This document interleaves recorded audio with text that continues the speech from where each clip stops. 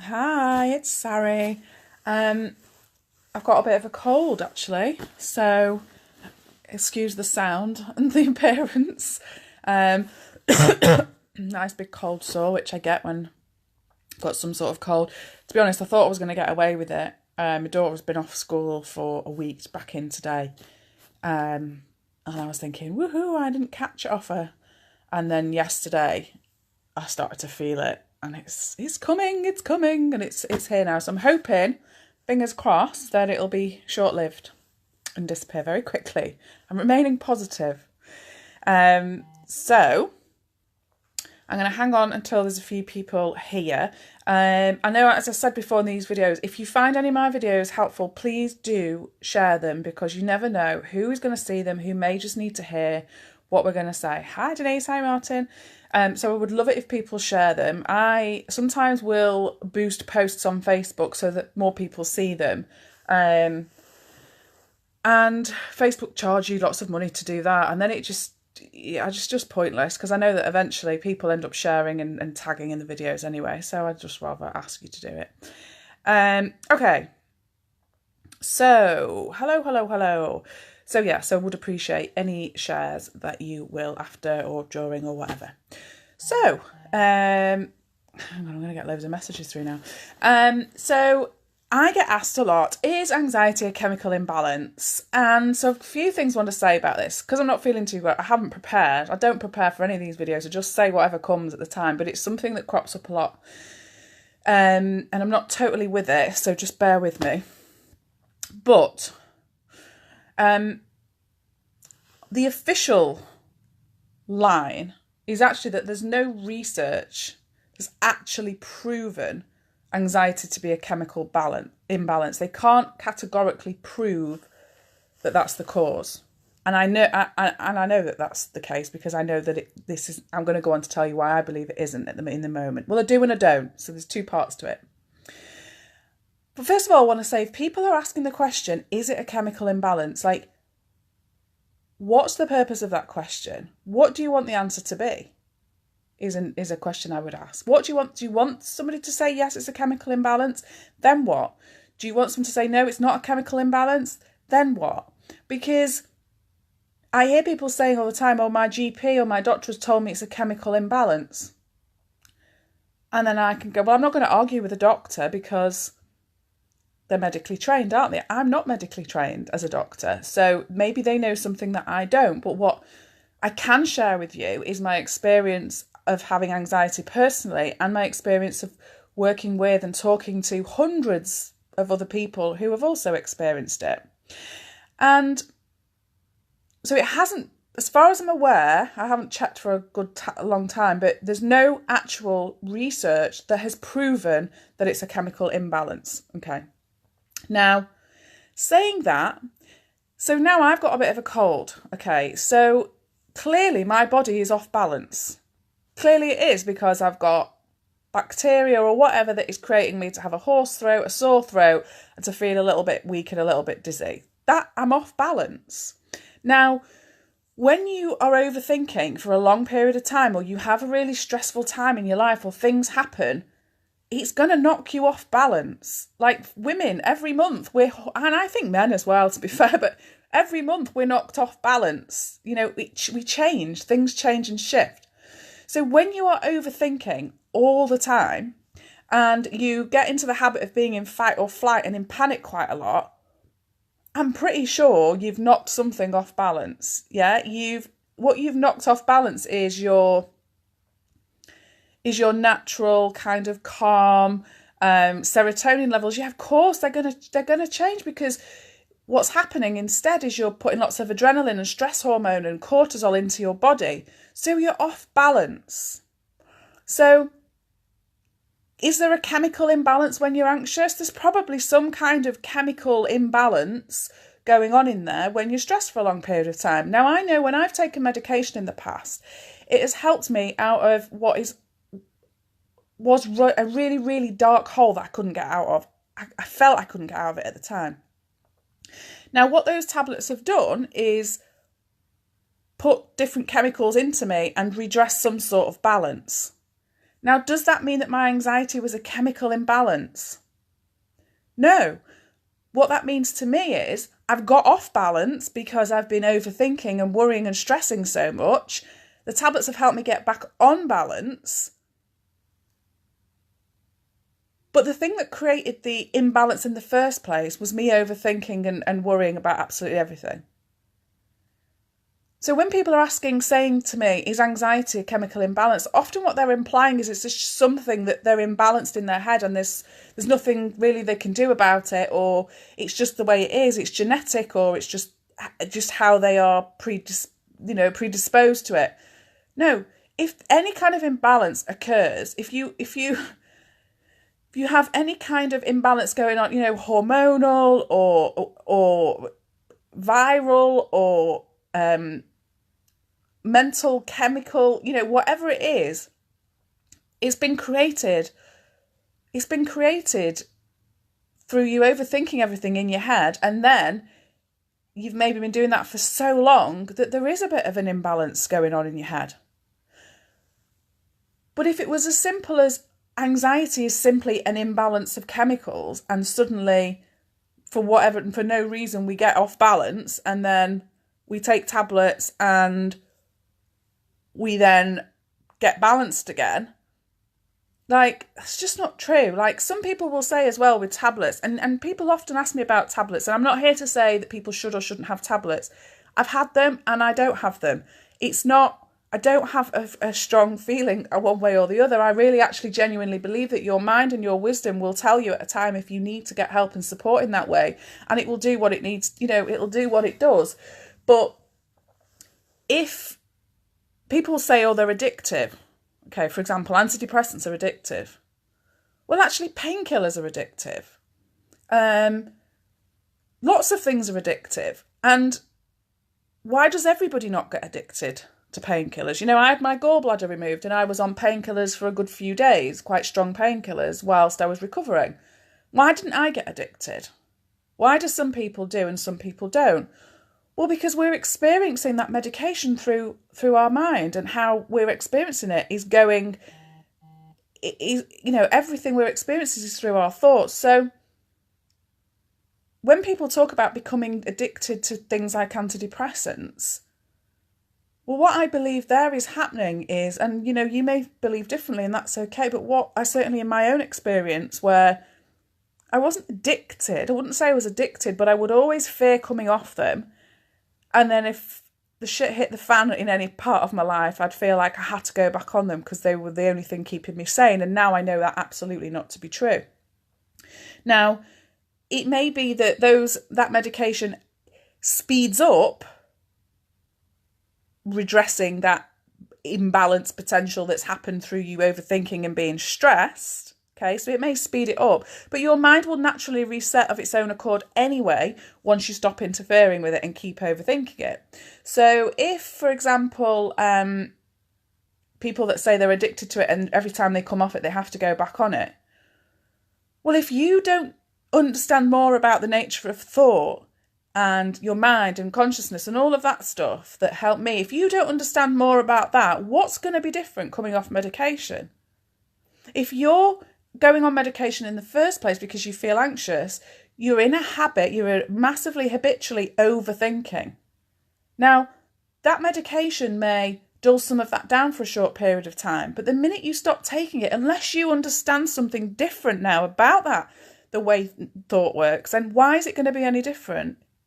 As soon as you come off those tablets, you're going to have the potential to go straight back into that habit of overthinking everything again. And then you'll be back to square one. So it's not because you're addicted that you have to go on the tablets. It's because you haven't explored what was creating any potential imbalance, or whatever you want to call it, anxiety, in the first place.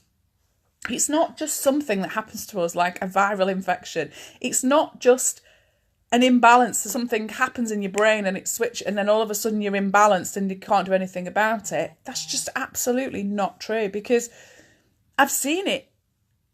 I've seen too many people recover. I've seen too many people come out the other side. And if it was a chemical imbalance, for example, why did it take me to the age of 22 in order to get this imbalance? And now where's it gone? If I'm managing my life very differently, where's it gone? So if it was just a chemical imbalance that I had, well, where's it gone? Yes, I believe my mind chemically, serotonin levels, hormonally, whatever it is, doesn't matter, but whatever it is, has been off balance at times. Absolutely it has, because I've spent weeks, if not months, if not years, habitually overthinking every little detail of my life and being hard on myself and putting huge expectations on myself that I didn't need to. So that's bound to create some level of, imbalance, isn't it? Of course it is. So, but again, going right back to the beginning, what I said is, if you're asking that question, I'd ask yourself, if you're kind of desperately seeking to know whether it's an imbalance or not, a chemical imbalance, ask yourself, what, if the answer's yes, what does that mean for you? If the answer's no, what does that mean for you? Like, what difference does that make? And as I said earlier, there actually is no research to prove, it's not proven. It's something that people would say years ago, doctors would say it's a chemical imbalance. That would be like the go-to phrase for it, because what they were then doing as a result is giving medication to redress the balance, which for people, the medication was working. Antidepressants worked for me. They got me out of a hole. So they redressed some of that balance. But there's a misinterpretation that it's a chemical imbalance, like it's just something that happens to us. Like someone might have a hormonal imbalance, like it's just something that happens. If somebody gets hypothyroidism, for example, somebody that gets type 1 diabetes, it's not like that. It's not just something that happens to you. Looking back now at the time when I first experienced really severe anxiety, I can almost remember feeling like, how has this happened to me and why me? It's like an illness that I've got that I can't do anything about and is just going to ruin my life. But yet now when I look back, I can see exactly how it built up. But at the time, I didn't see it like that. Because people would say to me, oh, it's a chemical imbalance, or it's this, or it's that. It's like, when people have diagnosis, all sorts of disorders. Well, actually, if you just put the word thinking in front of any of that disorder, change whatever the word is, and then for disorder, then you're part way there. Anxiety disorder, it's a thinking disorder in a way. It's a overthinking every little detail. And that your experience of life is through that thought. And so if you're wondering if anxiety is a chemical imbalance, rather than trying to find out exactly if it is and look for the latest piece of research, of which you won't find any that gives you an answer anyway, because there isn't any, it can't, it's not been proven, that actually let's just say somebody one day will turn around and prove it is a chemical imbalance. You're still experiencing however off balance you are with your own thinking. So for example, if I give you an example today of me having this cold and this flu-y feeling, in the past when I was really habitually overthinking absolutely everything and I was in a spiral of anxiety all the time, I would get a little bit ill and that would send me anxious because I would start to overthink everything. Not what's going to happen, am I going to die, nothing like that, but just like, oh, this is all I need. And well, when I'm stuck in the room and my kind of mood shifts because you can't go out as much, you don't have as much energy. And then I'd start to ruminate, like, oh, I feel fed up. Why do I feel fed up? Questioning everything. I'm feeling like I'm not capable of doing anything whilst I'm unwell. Whereas now, like today I went out for half an hour with my mum and had a quick bite to eat and a drink because, but in the past, I've been like, oh no, I can't. I've got to stay in. Whereas actually, if I'd have gone out and felt really ill once I was out, I could have just come back. And got in bed. Like, it didn't matter. I don't overthink anything like that. I do sometimes, don't get me wrong, I'm human. But I don't overthink it in the way that I used to because everything was a fear, like what if? Whereas, well, so what? If I go out somewhere and then I feel ill and I have to come home, so what? Doesn't matter. Whereas in the past, what I would do is go anticipate, what if I had to go out and then I felt ill and I had to come back? What if? And then I'd try and work it out so much so that in a way, the messages you then send into your brain is, something bad's going to happen, something bad's going to happen. It makes you feel worse, and then you don't feel capable of going out or doing anything. So it's a complete and utter vicious cycle. So, okay, Joe, you don't need to be, because you know what? People that worry about feeling anxious in situations or panic attacks or whatever your thing is, your innate wellness and your mind and wisdom will know exactly what to do. Even if you were to have a panic attack, you would know what to do. You would do your thing. And even though it might not seem pleasant. So for me, what would happen is I would probably, I don't know, end up being sick or needing to lie down. That's what my mind would tell me to do. And so you will always, so someone's put there, the way I feel better is to sit with my animals. So your mind and your wisdom is saying, go sit with your animals. It'll calm you down. And it's not actually the animals that are calming you. It's your thoughts about what it's like to be with animals that's calming you. Your mind is settling because your view is, and your story is, I'm calmer with animals. So you've created a habitual pattern of feeling calmer when you're around your animals. And when we're telling ourselves we can't go out and we can't do stuff because we're unwell or because of this, because of that, that again is habit. I can't do that when I'm not well. Well, why can't you? And that's a lack of trust. And this is one of the main things that I teach is about learning to trust in your own innate well-being. Because that is what is lacking. That is what is lacking for a lot of people, is not trusting that they'll be okay no matter what. So someone said here that you push yourself every day to do things out of your comfort zone. It doesn't get any easier though. Okay. Now, there's a fine line here. When you're exhausted from overthinking everything, sometimes you just need to rest and let your body reset. Okay. So when I said I went out earlier when I didn't feel 100%, and knowing that I had to go and get my daughter from school, but when I went out, it was from a place of, I'm going to get out, get a bit of fresh air. And I felt very calm about it. And I was kind of like, if I don't feel well, I can just come back. It's round the corner. It's no big deal. That is different to waking up and going, I have got to get out of this house today. I have got to prove to myself that even if I feel anxious, I can do this. I'm going to battle through it. I'm going to force myself. I'm going to, it's knowing the difference between not avoiding everything, but equally giving yourself the time to rest and reset when it's needed. And I know that's sometimes difficult to know the difference, but again, the more you understand about your mind and thought and how it all works, and your consciousness, which is basically talking about your moods shifting and things like that, that you will start to know what the difference is. So you don't need to force yourself. You don't need to force yourself to do anything. But equally, you don't need to stop yourself from going out, because you will be okay when you go out. Like, even though you might say it doesn't get easier, but you've survived it every time because you're here chatting to me now. So you've survived it. You can do it. But the reason it won't be getting easier is, my guess is, and I'm just guessing, so this could be completely wrong for you, but one example of what you could be doing is getting out, overthinking massively while you're out, so you're tired, you get back, and then you get a bit frustrated as to why it wasn't as easy as you'd like it to be. Yeah, I went out, but I'm still overthinking everything, and I'm still feeling a bit anxious, and I'm still this, and why can't I just be like other people? Why can't it just be easy? It shouldn't be like this. I should just be able to do it. You shouldn't have to battle it like this. Blah, blah, blah, blah, blah.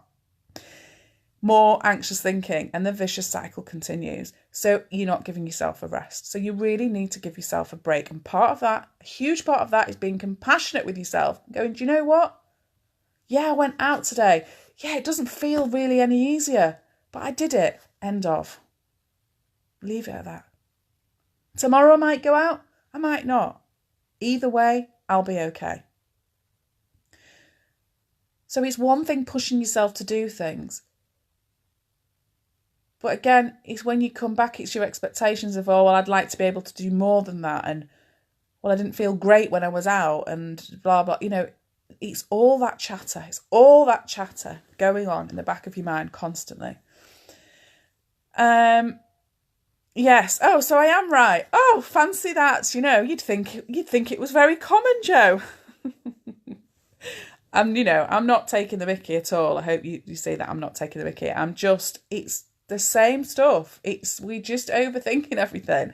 And, when you get to the point of becoming more comfortable with the discomfort, so what I work with people on is a lot around that, is to get to the place where, well, I'm going to go out, and if I feel anxious, I feel anxious, and so what? Like, it is what it is. Yeah, like me today, I'll go out. If I don't feel great, I don't feel great. It's not the end of the world. I'll come home.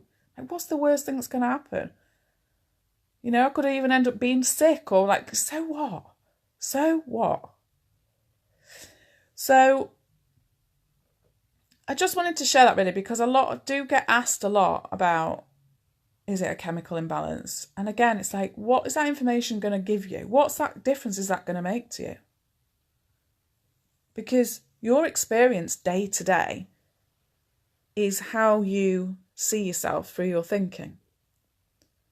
And so maybe if you're looking for an answer as to something's a chemical imbalance or not, that you think that will somehow then shift your thinking, like, is it to go, oh, well, there's a reason why I'm anxious. Oh, I'm not so bad after all. It's not my fault. It's like wanting to push any responsibility away from this thing that we see as so awful. But actually, a lot of what I'm telling people is, I know it feels awful. I get it. I've been there many, many times.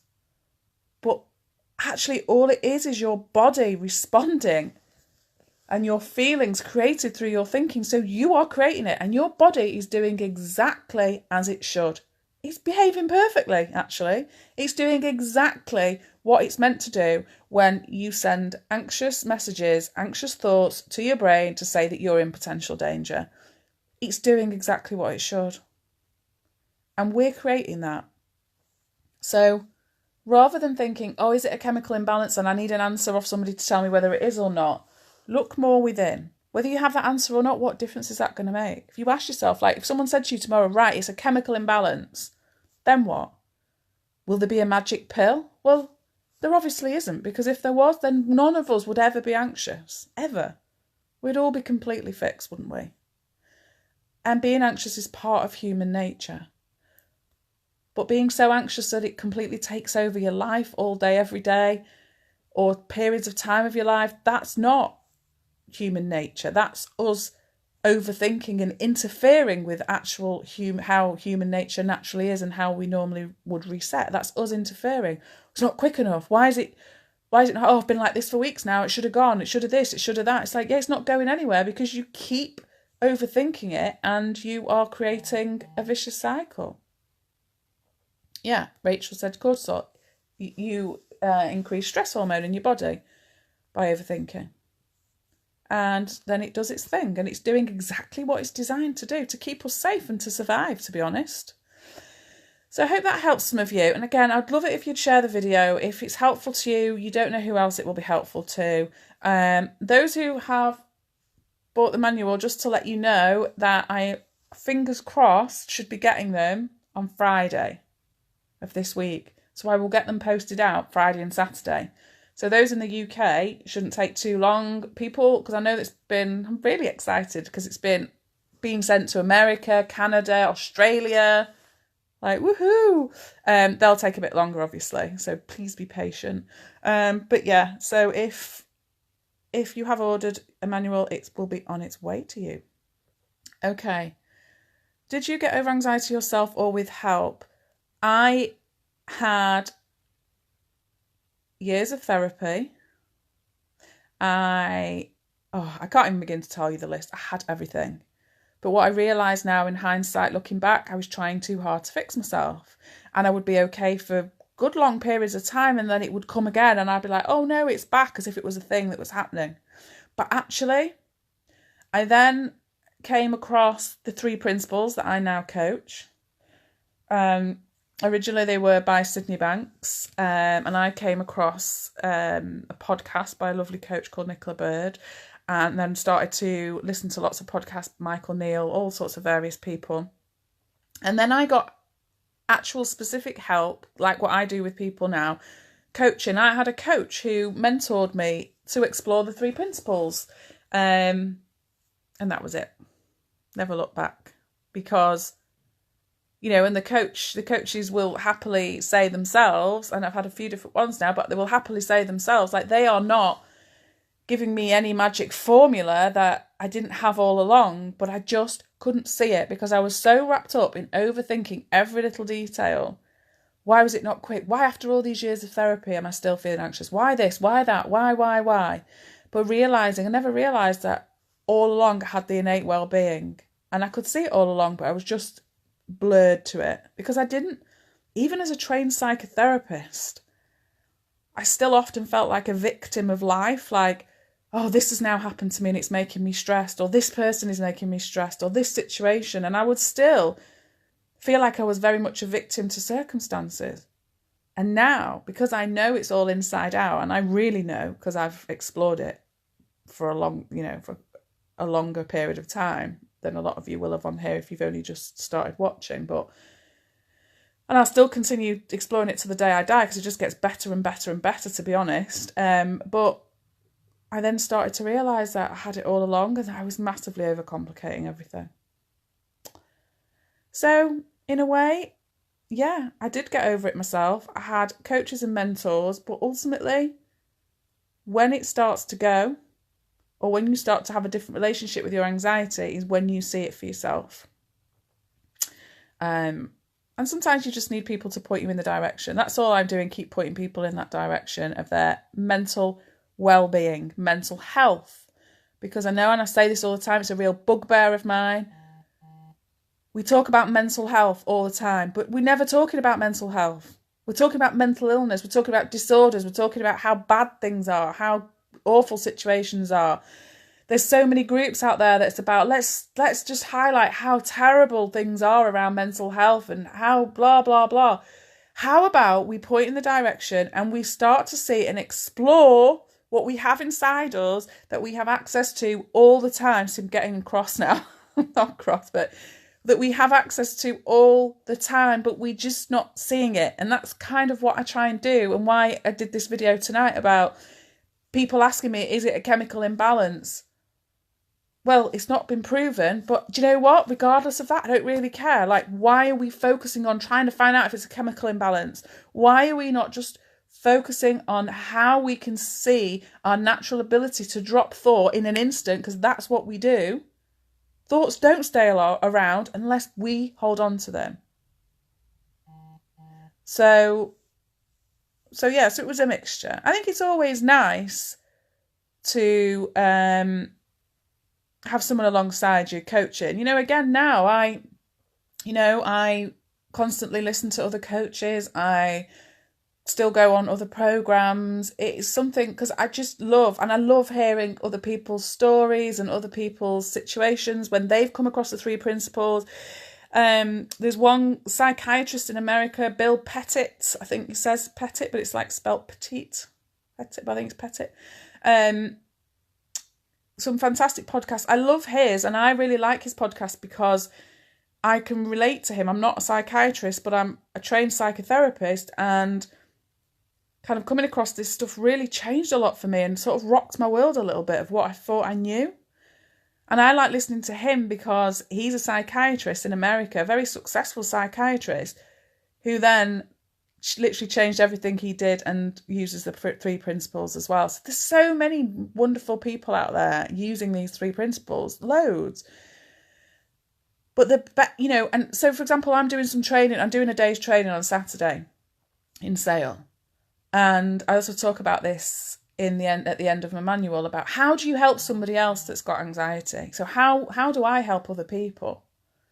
Well, I can't fix it for them. I can't change the way people think because they're their thoughts and you are very much in control of them. But I can just keep sharing my experience, other people's stories. And what will happen is you'll just start to, little things will just click and you'll go, oh, right, I've not thought of it like that before.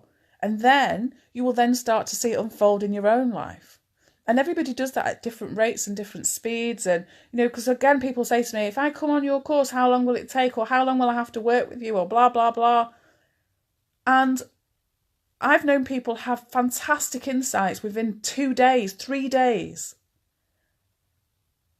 But it's not just about having an insight and then a light switches, because what happens is we realise that we can have a quieter mind, and then something will happen, and then we'll go into a whole busy mind again. So we'll just keep coming in and out of it. But what happens with exploring these principles is you start to feel better, but you just keep developing further and further and further. So there's still some stuff that I read about now that some coaches have been doing, that, coaches in America have been doing this for years and years and years. And then I start to listen to some stuff on like a bit of a deeper level, and it's like I don't know anything again. I'm like, oh bloody hell, I don't get this. But then I just keep listening and just keep exploring, and it comes more and more and more. So it's just being open to explore. And the people that sometimes comment and say things like, that's a load of rubbish, or I have people message me sometimes saying, what are your qualifications? You shouldn't be saying things like this. Now, I am a trained psychotherapist. I don't broadcast that very often because, to be quite honest, that's not what I'm sharing with you. I'm sharing with you the principles that I came across that I didn't train for 4 years solid in order to explore. It's just what I now know about human nature because somebody else shared it with me. And that's all that I'm doing. Whereas people that say to me, well, what are your qualifications? Well, I've got loads of bloody qualifications. But you know what? They're not even that important to you. If you were going to come and work with me every week as a psychotherapist, yeah, you'd want to check me out. Or if I'm working with your children, you might want to see my DBS. And I've got all that. I'm insured. I've ticked all the boxes. But that's not what's going to make you better. Seeing it for yourself. And when people get so fixated, and this is what I was going to go back to, is they are not exploring something new because in their head they're too busy going, all right, well, what's her qualification? And, oh, should she be doing this? And should she be doing that? Like, how are you ever going to hear anything new when you're so stuck in your head of what you think you already know? And I'm not saying that in a nasty way because I was there. When I started to learn these principles, having trained as a psychotherapist, I'm like, yeah, but what about this theory? What about that theory? And in the end, I just had to say, look, I can't compare it to theories I already know. I've just got to pretend I'm starting from the beginning and just see what happens and just be open-minded. That's all you can do is be open-minded. So it's gone to a bit of a rant, that, hasn't it? I'm getting more ranty as time goes on because partly, I'm not a saint or an angel, but partly out of compassion because I'm like, you're so fixated. Some people are so fixated on looking for the negative, like, does this person have enough qualifications? For what? I'm not giving you therapy. I'm just sharing something with you. Listen, don't listen, doesn't matter. And I feel for them people sometimes because they're locked in thought. Partly that they're so broken, potentially, that they need someone extremely qualified in order to fix them. Do you know what? You just need to have insights and you just need to hear something that might come from me. It might come from someone else. It might come from a random stranger in the street that you've never met before. It doesn't matter. It just comes when it comes. So I'll leave that there. I'm ranting away. I've sent my husband, well, not sent him, he offered to go and get me some Lemsip. So I'm going to have a Lemsip and watch a bit of trashy TV. And get back onto it tomorrow.